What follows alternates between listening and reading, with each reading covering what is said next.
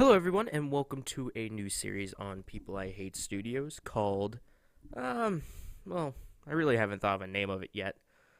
So, let's call it Let's Talk. And this will probably get merged into the Video Junkies podcast whenever that may come out. Or at least get started. Now, this isn't going to be good viewing material. So I suggest you guys just close the tab, well, not close it, minimize the tab, or open up a new tab and, do your work or browse the internet, whatever, play a video game, because that's what we like to talk about here. We like to talk about video games and other stuff. So sit back, relax, and enjoy me talking for, I don't know how long. I'm totally running off script, so I have no idea how long this is going to take. I'm going to try to keep it short, though. Maybe no more than half hour, hopefully. Because that would kind of get boring after a while, just me talking like this. Me putting my mouth up to the microphone so it sounds totally bad. Sorry for anyone wearing headphones. You probably all just died now. Well, anyway.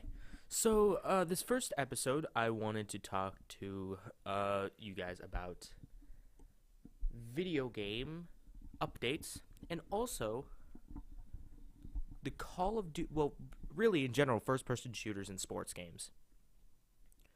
So let's get started on the very first topic of updates. Updates can be a fantastic thing. I mean, if you find a bug in a game, if there's a bug that's found in the game that's terrible and crashes the game and makes it explode, or there's a weapon in multiplayer that's super overpowered and, they could just fix it and then stream it to everyone who is connected to the internet, which is pretty much everyone these days. But one thing that really ticks me off about it is that companies don't need to finish games anymore. They come out, whenever you pop in a brand new game, there's always an update to fix a bug. Now, that's fine and all, that's fine and dandy, blah, blah, blah. But they should have taken care of that bug before the game was released. Now, I know there's a lot of other things to take account of, like, keeping the stockholders happy, you do have a timeline and all this other stuff. But it just something that really aggravates me, because you look at older games from even from the original Xbox era and even the Wii games, a lot of them were fantastic. And none of those had updates. Now, these people, these game developers, they had to take their time, because you released that game back, of course, saying back with the Wii and Xbox and PlayStation 2, etc., etc. You release those games, that's it. You can't release it again unless, of course, it's like a platinum hits or something. But, of course, there's exceptions to every rule. But for the most part, you can't release it again. So you have to make it the best it is.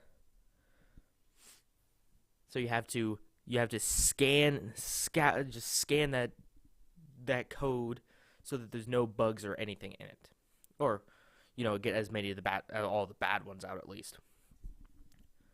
But you look at games today, on the PS4, PS3, all those systems. Oh, someone finds this terrible bug. Oh, let's just update it. Let's just put in an update. So these developers, they can do a pretty half-assed job searching for bugs, and then when people actually start bitching and moaning about it, that's when they can fix it. That's not how it works. That's not how it works. You should fucking finish the game before you release it to the people. I don't want to have a game where there's this terrible, terrible bug in it, and I have to wait, maybe a week or a few days before it gets fixed. I mean, you look at the whole fiasco with Battlefield 4. I have no clue what was wrong with it then, but I bought it for the PS4, And I know people with who bought it for the PS3 and 360, and then I know people who bought the One version also had the same problem, where you would turn it on and then it would crash just almost immediately or within a few minutes of it. And then you couldn't play it, and if you're playing single player, which was garbage anyway, but that's a whole nother topic, you would lose that save data. I had to restart that campaign 3 times before I finally said, fuck it, I'm just going to play the multiplayer. And even when I played the multiplayer, it wasn't a sure thing that it wasn't going to boot me out mid-match, and then people got pissed. You know, you would think a big company like DICE, or a company like DICE, who is owned by a huge company like EA, who we'll be getting to in a minute, would want a better quality of their games. They want to make sure that this shit doesn't happen. Now, again, like I said, I have no clue if it was a bug or something like that that caused the game to crash and all that other stuff. But it took about a week after I bought the game, and I bought it launch day. I bought it with my PS4. It took about a week after I bought it until I could actually play the game safely without it crashing at all. And that's bullshit. You know, I buy a game, and that's the same problem with, what happened with, The Sims City. But that was a different subject. We'll probably have another episode later talking solely about my hatred for EA. But that's another thing. But, you know, when you buy a game, it's $60. That's $60. That's a lot of money. And then you pop it into your system or computer or whatever, and you can't fucking play it? There's nothing more aggravating than that.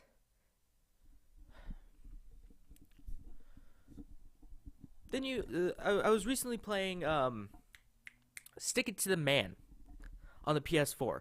A great side-scrolling, puzzle-ish game with humor. Really interesting and unique game that I think, you know, if you have a PS4, you should definitely play, or PS3. But that game, I think I haven't had to update it once. Let me check. I have my PS4 on. Let me check. I can check this shit. Notifications. Oh, I did have to update it once. The day after I downloaded it. On the 7th of this month. So May 7th, I had to update it. It's what? What day is it today? It is the 26th, and I still haven't had to update it. NBA 2K14, I had to update Wednesday, and that's another game I got maybe a week after launch. I think I got that. Yeah, I think I got that one like week or 2 weeks after the PS4 launched. Another game that's very unique and, you know, indie, I guess you could say, is Flower. I haven't had to update that shit on any of my consoles. I have it on all 3. I have it on my Vita, PS3, and PS4. Haven't need to update it once. Actually, I think I had to update it once on the PS3, but that's not the point. I haven't had to update it anywhere near as much as some of these other retail games. And it's definitely not as soon as you as soon as you pop the game in or turn the game on for the first time. Looking at Don't Starve for the PS4. I installed it January 8th, 2014, and the very first update for it was February 9th, and that added stuff. You look at, what was it? NBA Live 14. That abysmal excuse for a thing. That game had this massive update that fixed a lot of stuff and actually improved a little bit on the graphics. Why weren't they made good? Why weren't they like that when the game launched? You know, why weren't the graphics, you know, updated? Why didn't it look like shit? Why did it look like shit for the first few months that it was released. You know? Why? Because they were on time limit, and I don't think they care. I don't think they care anymore about how the game looks on launch date, how the game runs. I think it's all just, hey, let's just shit this thing out right now so we can make money off of it. So, I mean, if you guys have a different opinion on updates, that's fine. But, and I'm not going to hold it against you. Everyone has their own opinion. That's what's great about the internet and for the most of the world, is that you're allowed to voice your own opinion and all this other stuff. But come on, guys. To a shout out to all, this is a call out to all game developers. Now, are you listening? You listening, guys? And girls? People? Trying to be PC here. Make sure your fucking game is done before you release it on the public. Or you get people like me who's just fucking sitting here not yelling, but talking into a mic, explaining why you guys suck and why that's a problem. So, yeah, there's my thoughts on updates. Let's move on to the other topic of this quick episode. Sports games and FPSs. And really, pretty much every game nowadays. I was watching the recent episode of a show that I like to watch on the internet, for Cinemassacre, James and Mike Mondays, and they were talking about something about how consoles don't have. Really, it's Nintendo that has a lot of the more unique stuff, and how pretty much all PS4 and Xbox One are pretty much all just shooters, and that's true. That's true, and it's terrible. Why is it that I have to buy a sports game every year just for a different roster? You don't fucking improve on dick, but you change the roster to make it updated. That is horse shit. Now, before I get any farther into it, there is absolutely nothing wrong with sports games and first-person shooters. I'm looking at my shelf right now. The only 2-disc games that I have for my PS4 are sports games. And looking at my PS3 collection, there's 2, 3, 4, 5 first-person shooters and 1, 2, 3 sports games out of, I think, like 17 or something like that. But, and then there's also more that I've downloaded, but there's nothing wrong with those. There's nothing wrong with playing your average Call of Duty. I'm not calling you stupid, or I'm not judging you for enjoying these types of games. Every once in a while, I do enjoy playing Call of Duty or Battlefield and, busting a cap in some people's asses. Or playing, the Madden and throwing a touchdown. But come on, developers. Jesus Christ. Do you really need another fucking sports game every goddamn year? Do we really need an NHL 15?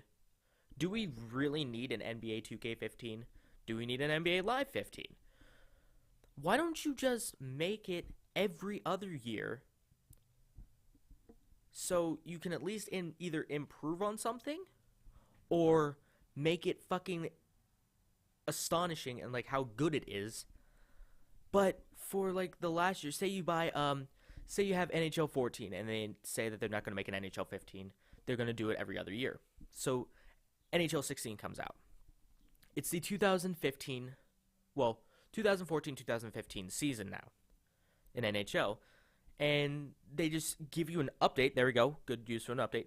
An update where it, or at least a roster download, so you can play as the current rosters, but you don't have to shell out $60 to do that.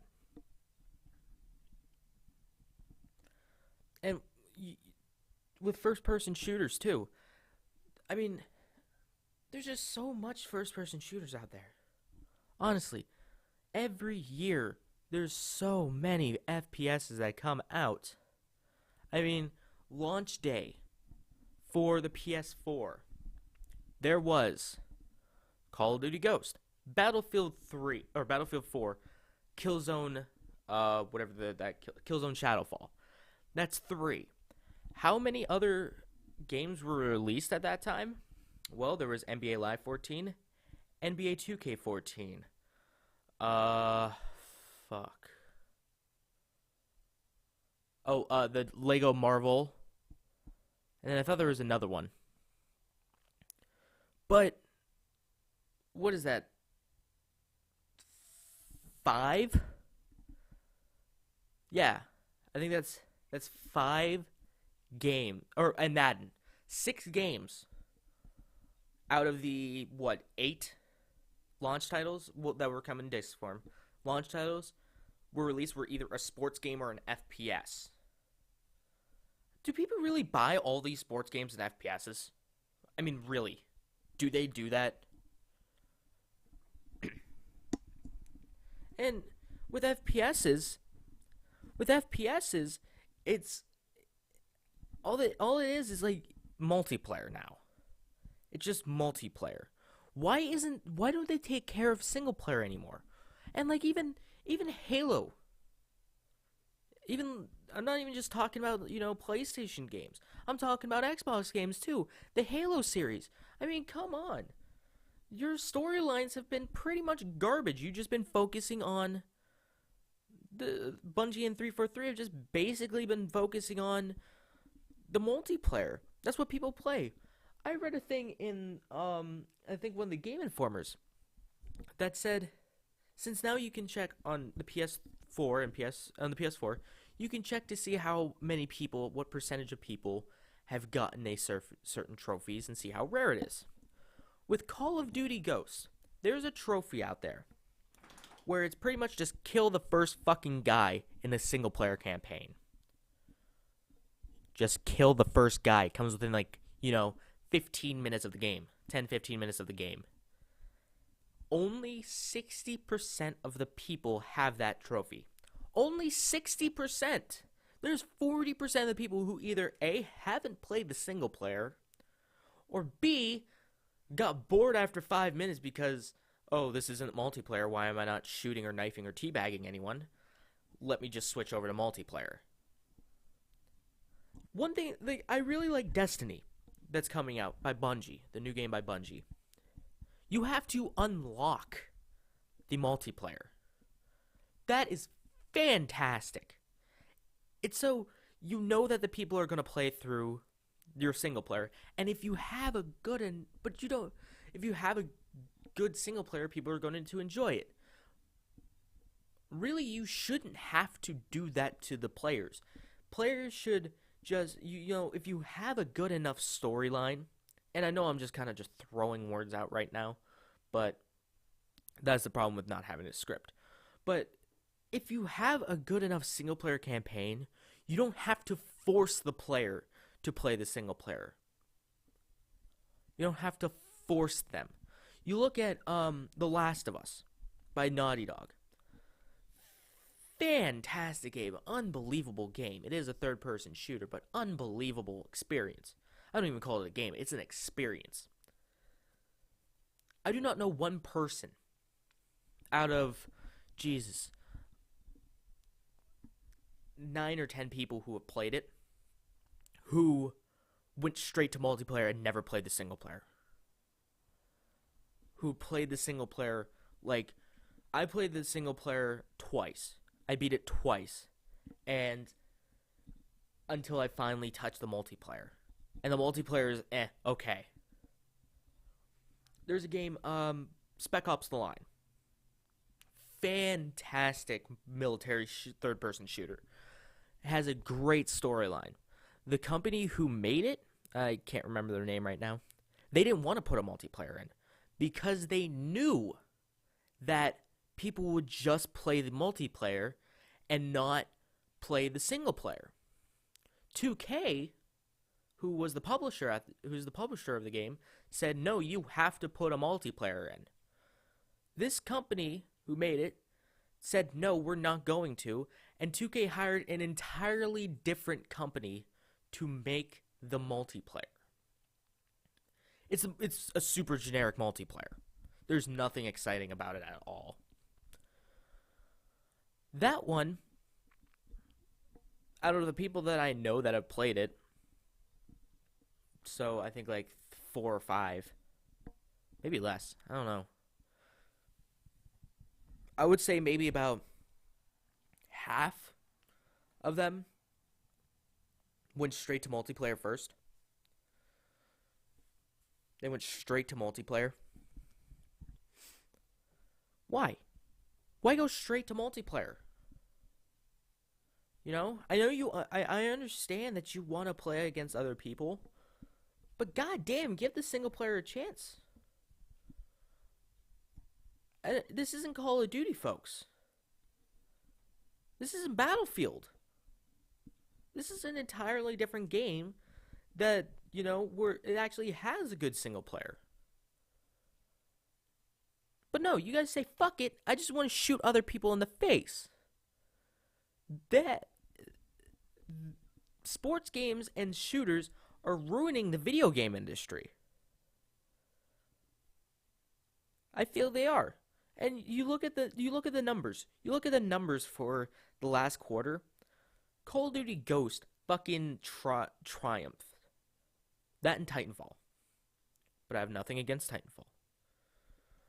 They're wrecking house. FPS is wrecking the house. Wrecking houses. And all it is just the same game over and over again. Except a shittier storyline. Now, I do have high hopes for Advanced Warfare, I think it's called. The new Call of Duty game coming out. I do have high hopes for that because they want to... Sledgehammer, they said that they want to help make the single player better. Which I applaud that. That is fantastic. But honestly, how many people that are going to buy that game, how many of them are actually what percentage are actually going to play the single player? Probably not a lot. Really, all nowadays, the single player just becomes a tutorial. It's one long tutorial for an FPS. This is how you play. There you go. It's either, you know, focus 100% on the multiplayer and not make a single player at all. Maybe make a tutorial mission, a tutorial thing for the multiplayer, just like a training camp, much like America's Army did way back when. Or at least put some effort into making a single player. Going back to Battlefield 4, they try, and also Call of Duty, and Battlefields and Call of Duties in general. They try so hard to get you into the game. That's why you want to play first-person shooters.